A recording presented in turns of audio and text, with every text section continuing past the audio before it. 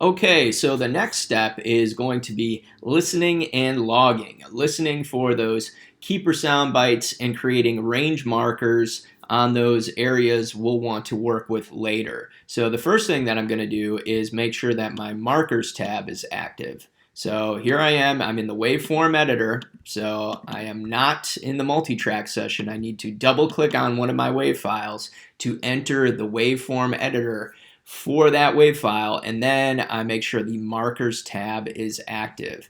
And then I'm going to use the play button or the space bar to play back my audio. Sure. Hi there. I'm Ed Mikowski. I go to UW Milwaukee. I think I'm a sophomore. So, listening to this, it sounds like a good keeper sound bite, and I want to make a range marker around it. So what I'm going to do is zoom in on this area by hitting the plus sign on the keyboard, and it will zoom roughly to where the playhead is. That's this. And then I can drag select that keeper sound bite.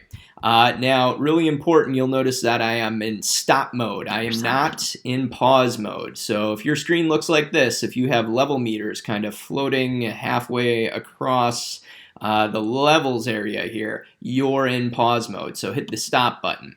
So you want to be in stop mode. Then to create the range marker, again, I have the markers tab active. I'm going to drag select the audio area that I want to make into a range marker. Drag selected, it becomes highlighted, and when I do that, I grab a little bit more than I need at the beginning and end of the waveform editor. So I don't want to do this.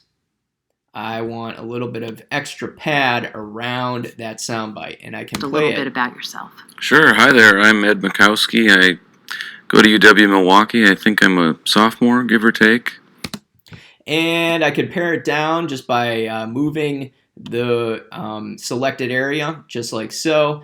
And again, I still have that pad around the keeper soundbite.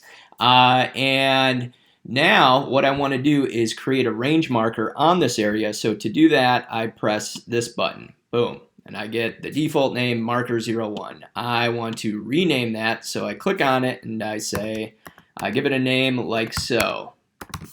I'm not using special characters. I'm separating things with hyphens because these will later wind up being standalone WAV files in my project folder.